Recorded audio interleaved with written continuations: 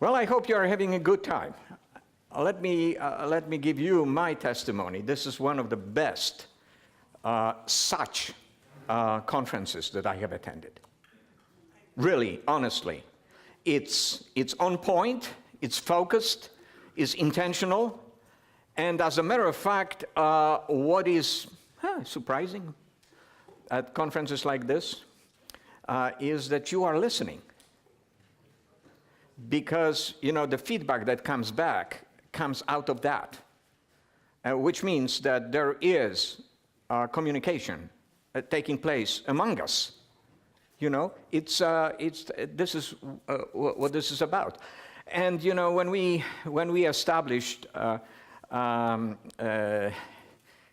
those conferences 9 years ago, 10 years ago, 9 years ago, we did have a vision, and I am bearing a testimony to it. We had a vision that from an American city, perhaps to an American city, but then going to other parts of the world, and now this is going lower, meaning that it's going to the unions, going to the conferences, and it is where the local churches are.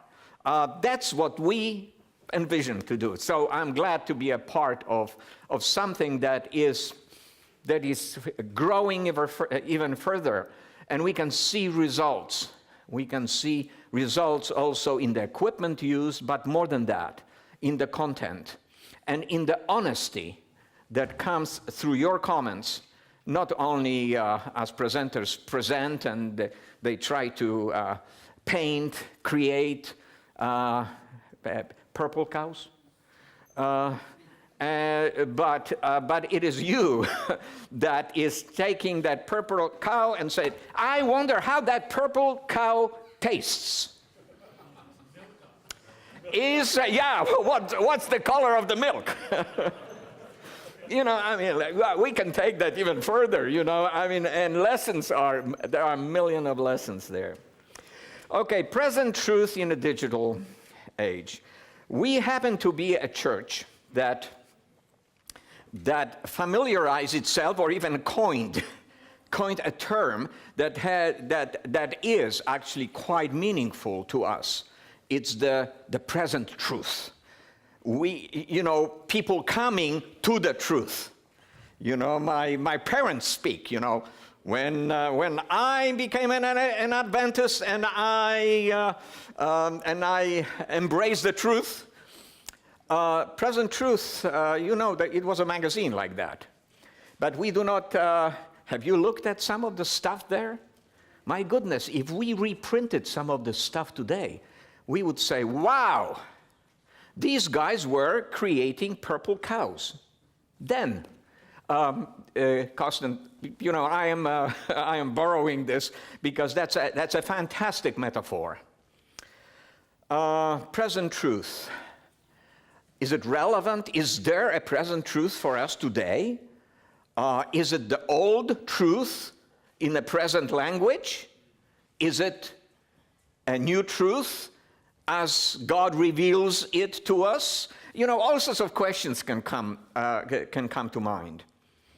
Dan Harmon said, find your voice. Shout it out, shout it from the rooftops, and keep doing it until the people that are looking for you find you.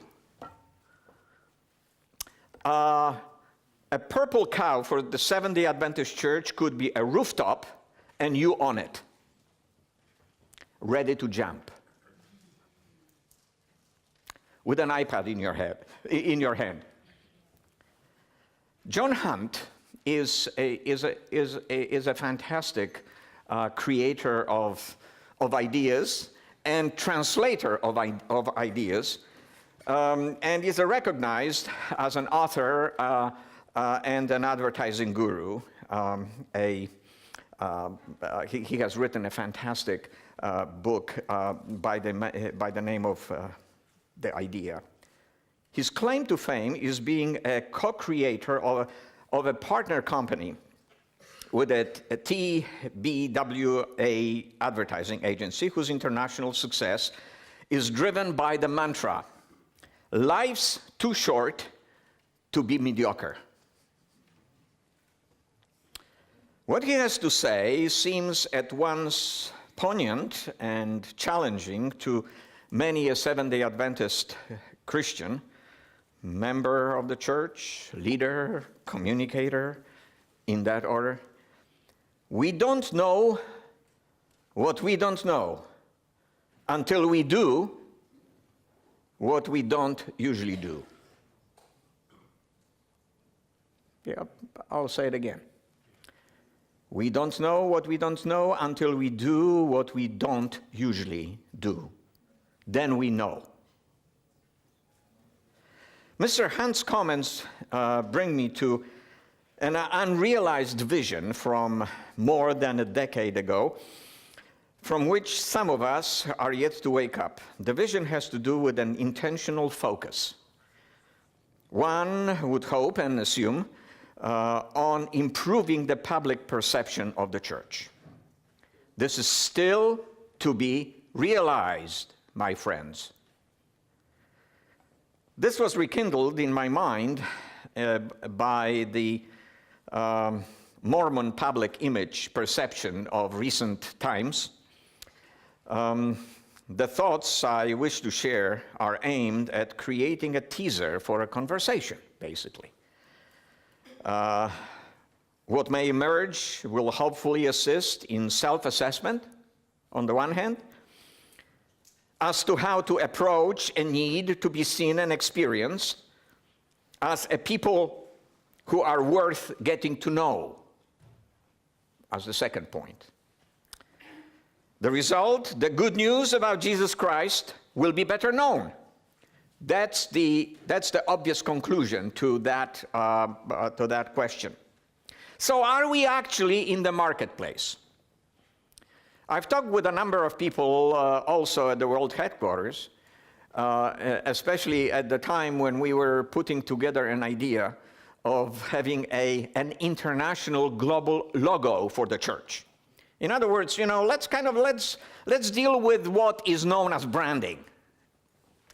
And I walked into the president's office, and I suggested we need to deal with the corporate identity, not just for the World Headquarters, but also for all the entities that the Seventh-day Adventist Church has.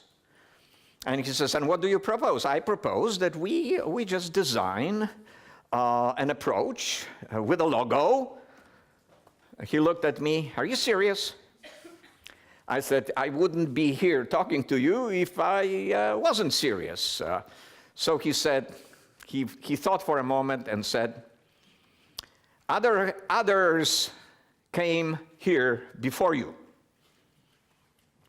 So, good luck. So the idea was not only to create a logo with an explanation what it means that would embrace the Advent family around the globe, but also design a way of actually getting it accomplished.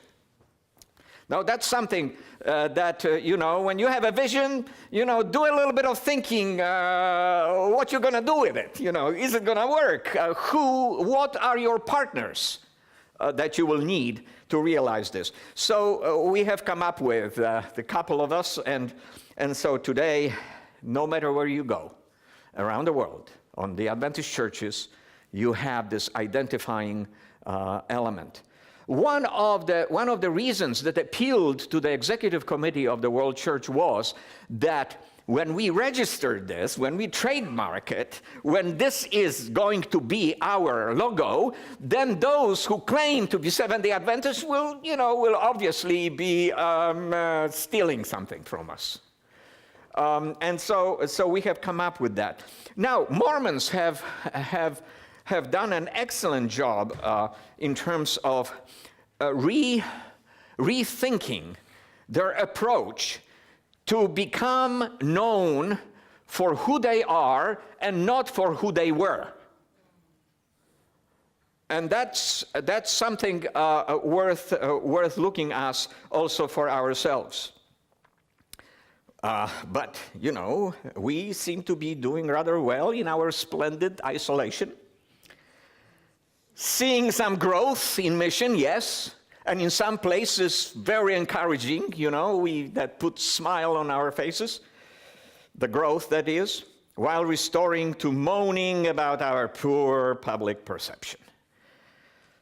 Don't you cringe when someone mixes your religious affiliation with that of somebody else?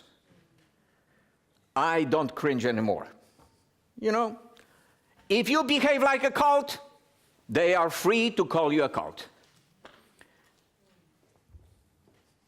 Adventists are nearly absent where others are present in engaging the public with their causes.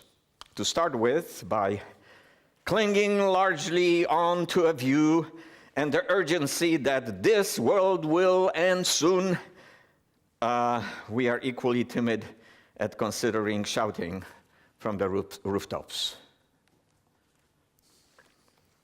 I talked when I was editor a number of years ago in Poland of Signs of the Times. We went out to actually engage the public in the publication of our magazine.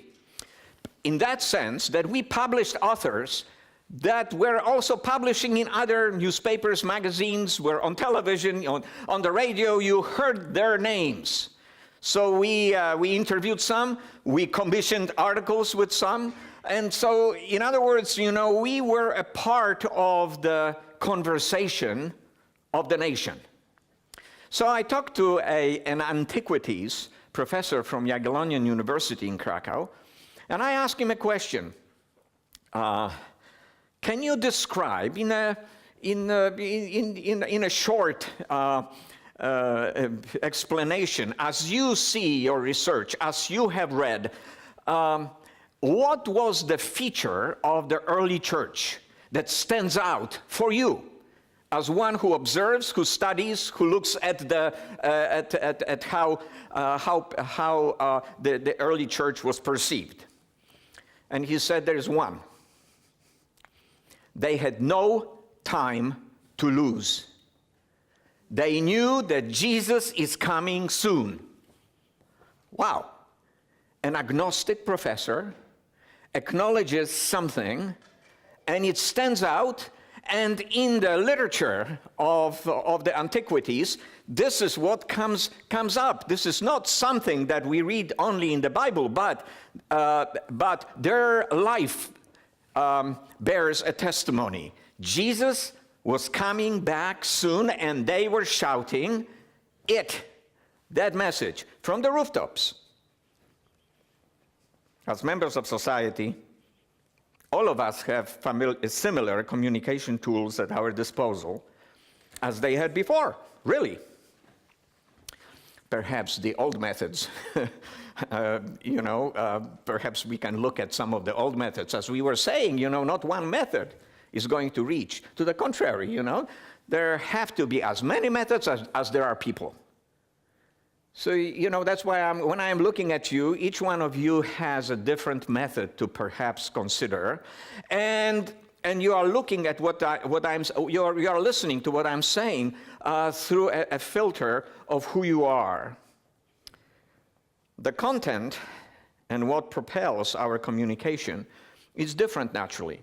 For Seventh-day Adventists, the apocalyptic, in its varied expressions, we argue, is the coin to spend. Yet our communication efforts and the attractive and persuasive messaging required are relegated to the all too often tried and true methods that worked before but are no longer effective today.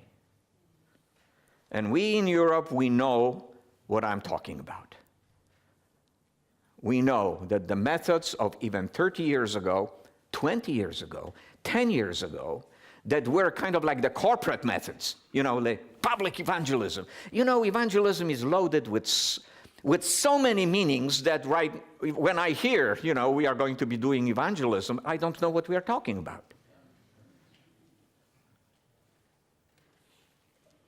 So I had a problem with your question, Kirsten, this morning.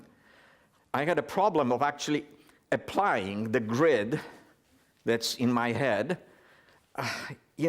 What is she saying? What is she saying? But anyway, I managed. I managed to give up. Then, a lot of thinking to be done. Methods of yesterday are no longer applicable in so many cases. To generalize is never safe and good.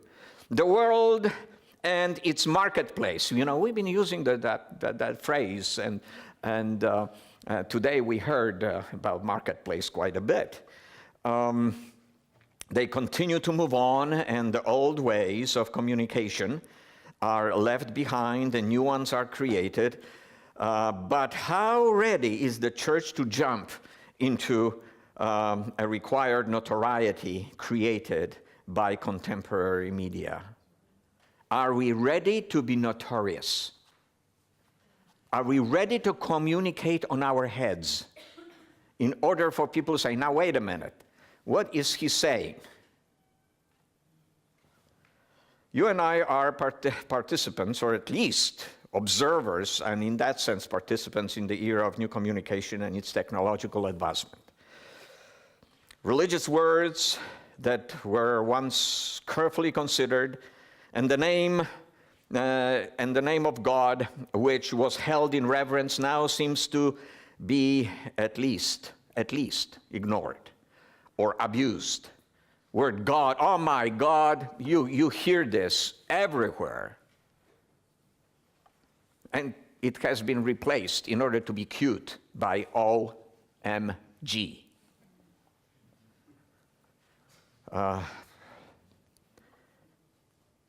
Christian churches, when they speak, are hardly listened to. Religious verbiage is not understood, and the fact that one uses many religious words does not mean one is held in awe. To the contrary, you are odd. You stand out, but people don't want to have that stand out to be associated with. Religious media is craving to be relevant, yet today's audience says it's simply, show me what you believe, but don't overwhelm me with your talk. What is actually needed is to step forward, forsaking timidity, and engage with content development with a clear identity, and media, notice the word is now coming up, identity, and media messaging focused on the future. The media is already there. We have all the media we can use, even the old media, in the marketplace. He who is not present as a proverb, that's a modern proverb. He who is not present is not right. He who is not present on the social media, we heard this morning, doesn't exist. Indeed. Now a Mormon story. And there are a couple of lessons that we can learn from that.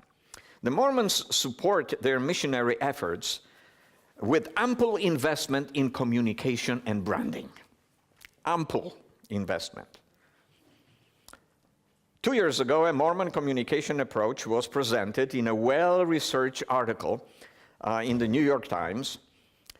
The article explained the focus and intentionality of the Church of Jesus Christ of the Latter-day Saints in launching a media campaign which connected to the 2012 American U.S. presidential race, with 2 Republican candidates running for the office, Mitt Romney and John Huntsman, who are also well-respected members of the Mormon religion. Unlike with Seventh-day Adventists, for LDS Church, you remember how you know how we refer to ourselves? SDAs? I wonder what that means. Maybe somebody can explain to me. Software Development Associates. I remember I looked that up when we were dealing with that. Southern Domestic Appliances. There you have, SDAs.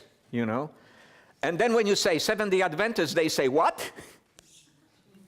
It's the whole thing. It doesn't end there. LDS Church is not. They are not the second coming of Jesus Church. And for them, even though they are, for them this is not a stake.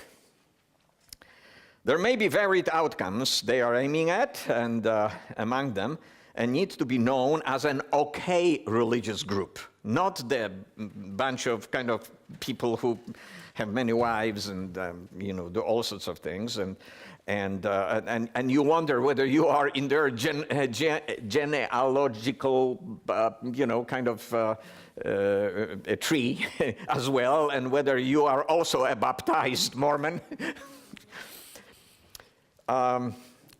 Nothing to be afraid of, church, but also to be recognized for whom they wish to be recognized as.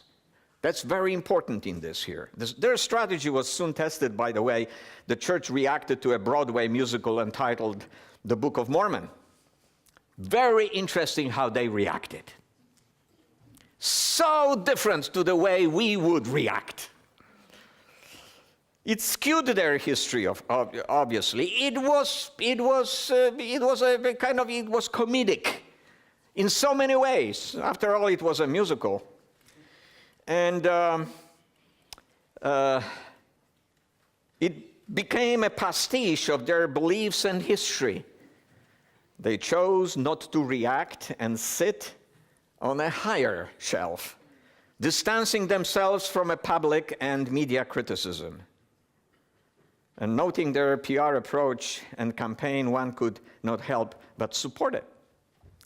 Perhaps at least my church will not be mistaken for being a community of Latter-day Saints. Some people were kind of saying, we would not be associated with this. Differences in originality will become obvious here. Going back a few decades, I recall a meeting in the office of an ambassador whose windows were overlooking St. Peter's Square. He was one of the first ambassadors of Poland to the Holy See in the new Polish situation, new political situation. At some point in our conversation, he pointed to a difference between the Catholics and Seventh-day Adventists. I knew that ambassador because I knew his son. We used to go fishing together. I didn't know him as a minister in the government, but however, he knew me, and when I came to Rome to visit our church, our church, I said, I'm going to visit the ambassador of Poland to the Vatican. You always find out something. You get to know things. You get to perhaps influence certain things. So he said, he just showed me through the windows that opened to the St. Peter's Square and said, so many Catholics are largely steeped in the past. And with a predictable presence enhanced by the communication pope. That was John Paul II then. But I see you, and this was significant for me, I see you as a contemporary Christian community with a message to the world that the world is searching for. We are dealing with issues of living safer, better, healthier, And we all need hope. And that's how I see your church. He added, but you are quite timid about saying this, about living this out. From time to time, I know I shouldn't smoke, he said. That's why I was not smoking. Did you notice when you came in? I learned that from you. This needs to be spread to others. Such was his opinion about a people of hope, which we are claiming to be, his values, which Seventh-day Adventists hold as true and lasting. And among the lessons from that conversation was that we might just have a problem with our identity also. We think we know who we are, but do we? Moreover, what we have, we are largely keeping to ourselves. And we have been saying this and saying this and saying this, you know. Anyway, our identity is increasingly beyond the Millerite times. That's what I want to stress today. Designating Adventism as a homemade variety of Christianity in America, a professor of Vanderbilt University, Paul Conkin, recognizes a tension in growing who we are. And this was a book that was suggested to me, a book entitled American Originals. When I came to America, one of the well-known professors of theology in the Seventh-day Adventist Church, Kendra Haloviak, now Kendra Haloviak-Valentine, she suggested, Ray, read this book, and it will introduce you, because somebody else is looking at Christianity in America, and so that's a good book to read. So, writing about us, you know, he's rather, favorable about our church's growth and mission in what he says. And but he says that Seventh-day Adventists seem very close to the Christians Paul addressed in Thessalonica in the early days of Christianity, and close to the apocalyptic expectations of Jesus and his disciples. But he further continues, describes the struggles our church founders had to establish Seventh-day Adventism's distinct identity, even then. And he writes, one tension that has been most basic and enduring involves Seventh-day Adventist identity. That's a man from the outside looking at us and saying, Seventh-day Adventists, hello, why don't you do a little bit of thinking? You know, who is it that you are today? Far from being conclusive about one's evaluations, this very issue seems quite enduring for Seventh-day Adventist communicators as well. Many a church functionary is more eager to connect our identity with what was before us, the Millerites.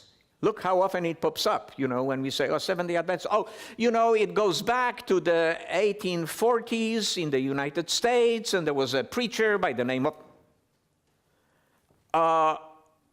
that's a kind of 150 plus years, 160 years, and we are still identifying ourselves with what we used to be. They do this at the cost of defining many a communicator. We do this at the cost of defining us even today. In dealing with such questions as, who are you? Many a communicator will roll out a list of comparisons or differences with other religious groups, thus giving a license to declare that in this or that we are special, unique, distinct. We are different. Somehow, this distinctiveness has yet to release dividends in image clarity and with more interest that people would have in us. What do we have to say? It is hardly useful to generalize, of course. There are many examples of individuals and communities making a difference, creating change, and responding very well to the mission objectives of our church. In the area of name recognition and public relations, there are parts of our globe where Seventh-day Adventists go about improving the church's public perception, and they seem to know how it works. There are places in the world where they are serious. And in Australia, for example, we know how to enter the PR game, and we begin by engaging with communication experts outside the church and helping our communication people to become experts and become professional. No wonder that the Aussie Adventist communicators are attempting their social discourse when their brightest communicators aim at employing imagination and creativity. And manifest our call to faithful creativity. That's a movement that Seventh-day Adventists are very much a part of. And Avondale College, seems to excel in this particular area. And this manifest brought together a dozen of artists, communicators, media experts, and they came together in order to dream and act. That's something close to the Adventist soul. One other Aussie feature in this area is research. Several times over the years, our church in Australia went out to probe the public perception of Adventism. A similar research was done years ago in the United States, also. What I want to point out that we can hardly build a credible assessment of how others see us based on anecdotes. Just let that sink in. Oh, 3 people came, 5 people came, or somebody said this, and so we therefore, people are saying, and you heard it only from one person. Yes, people are saying. Every person is important here. But you cannot base your strategy on an anecdote, on something that somebody said, somebody pointed out, and you just run after it.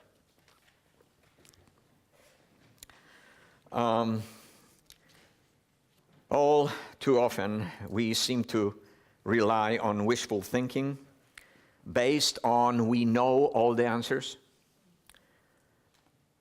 It's an attitude for us, actually.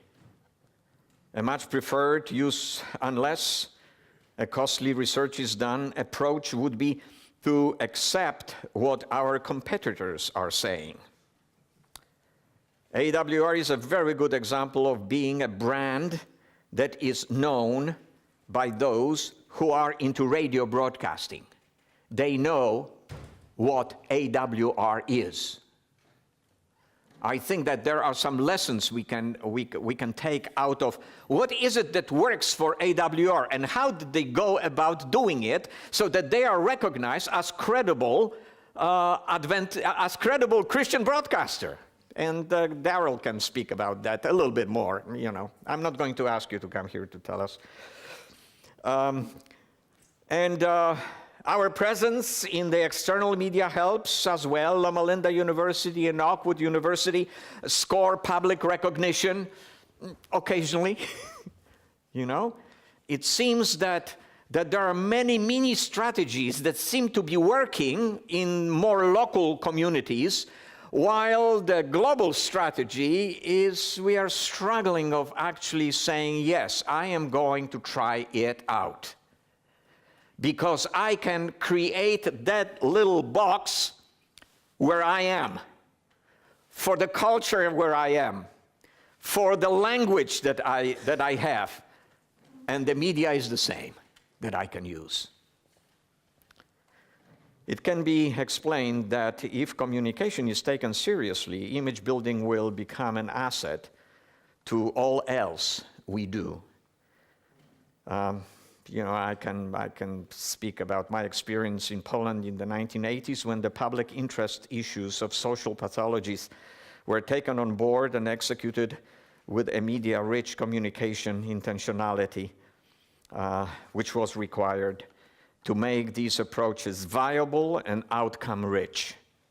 And I tell you, when I'm saying viable and outcome-rich, I'm talking about a letter I received from the Primate of Poland, Cardinal Glemp, who wrote and said, "Can I send my assistant for a visit with you so that we can join in something that you, Seventh-day Adventists, started? We want to be a part of it."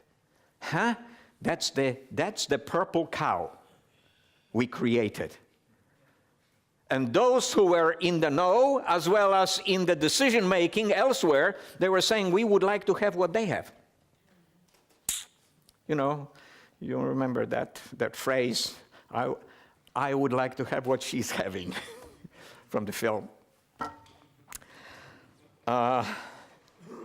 Just a few years ago in Romania, the church took a topic, a novel topic, by the way, to Seventh-day Adventists, because it didn't at first bid well with the leaders.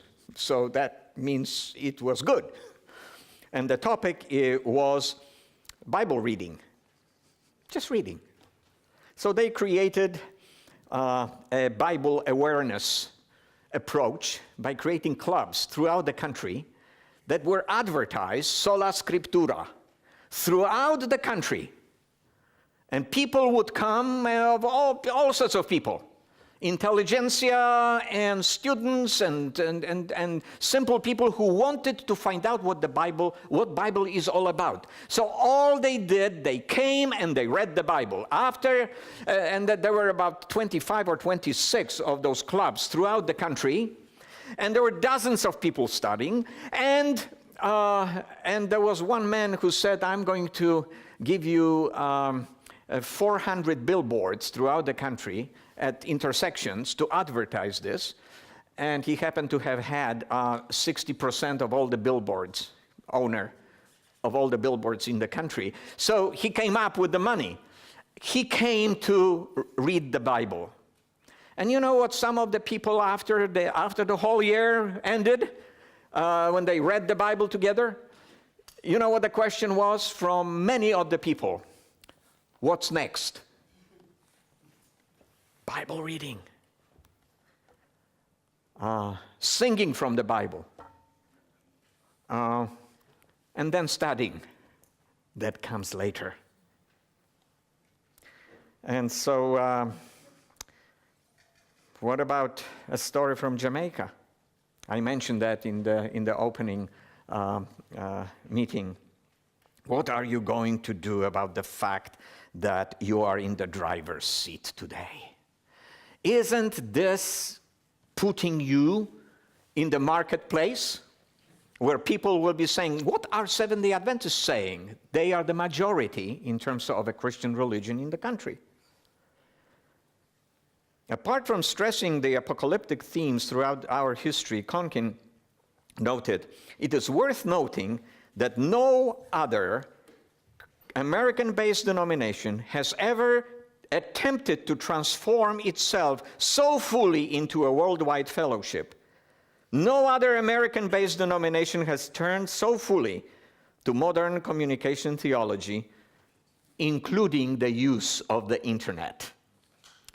Let me see, what was the year that he wrote that? That was in 97.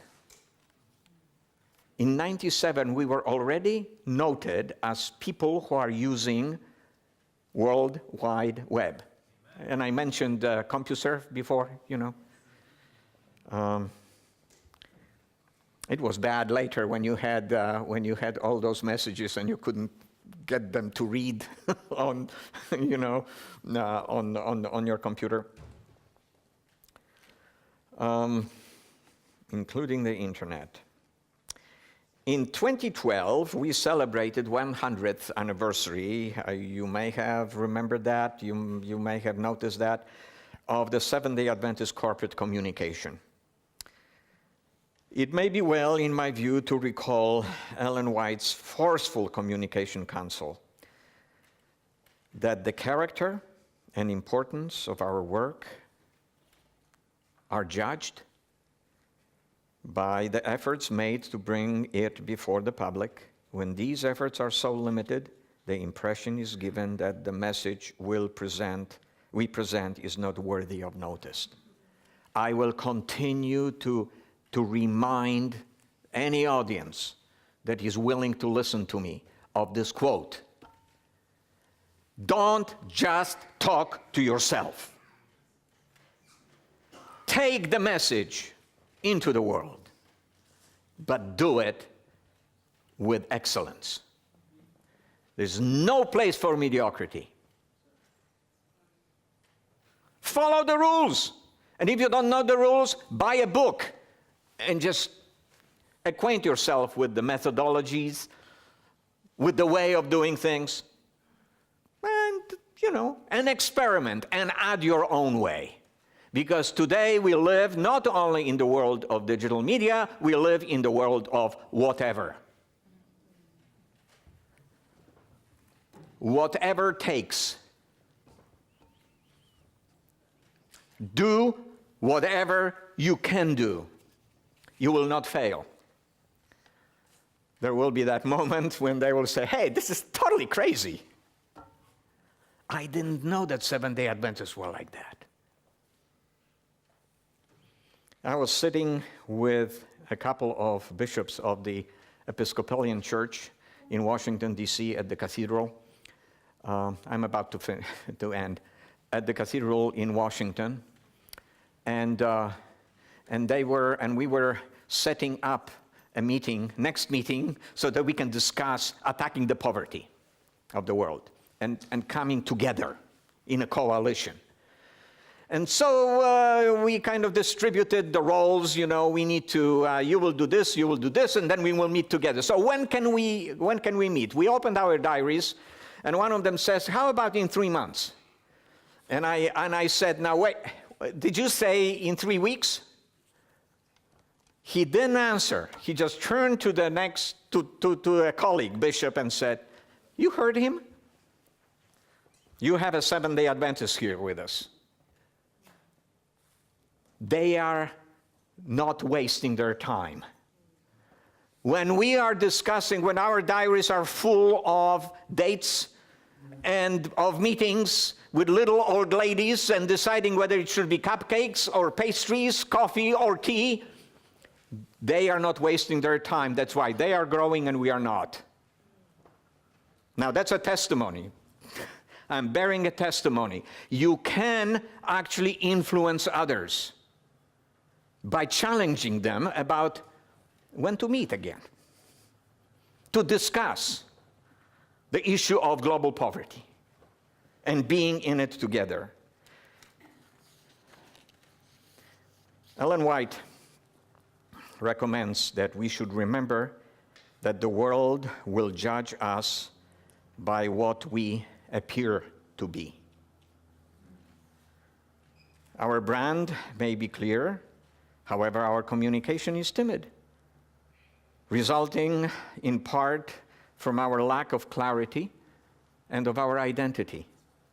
We are a little bit hopeful, but a little bit doctrinal, doing a little bit here and a little bit there, and doing it on our own. That's where our identity sometimes rests. Our message lacks public relevance due to a preoccupation with communication that primarily focuses on discussing the past and messaging geared mostly at addressing ourselves rather than the general public.